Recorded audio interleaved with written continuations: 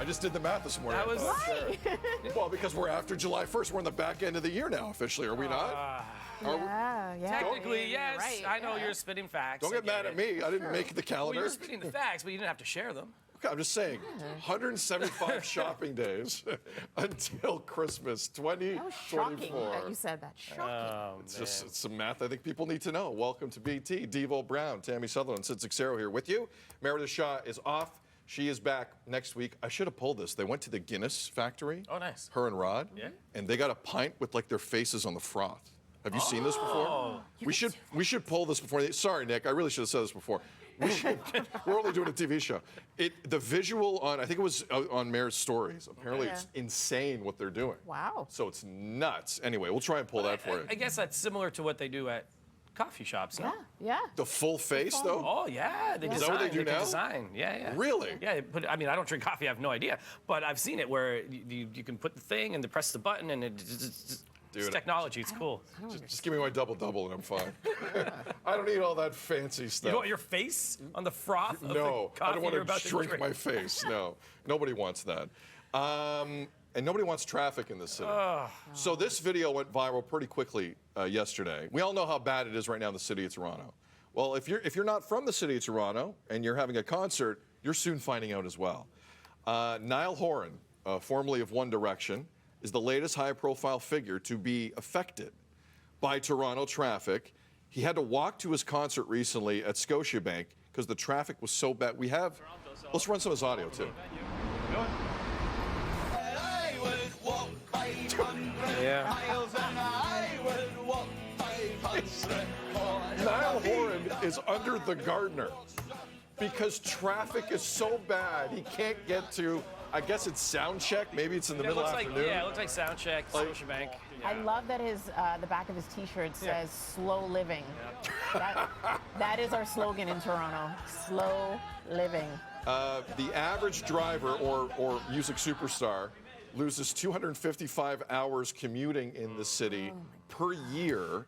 Others who've had to walk, other superstars who've had to walk in the city of Toronto because of traffic include Guillermo del Toro, Tom Cruise, Tony Levin, and local sports names like Masai Ujiri and Mark Giordano of the Toronto Maple Leafs. I was just embarrassed watching that. Yeah. I was embarrassed for us. We have a World Cup in the city in less than 2 years, okay? Less than 2 years. Do you know what happens to the city if England have a game at BMO Field?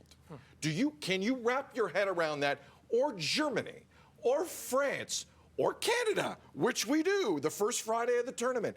What's going to happen here? Like, and we can pull off a number of events. TIFF's not that far away. There's all kinds of things in the city.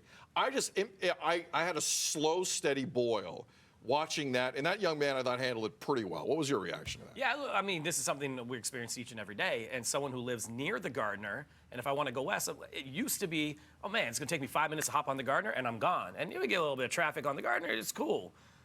It takes 45 minutes to get onto the highway.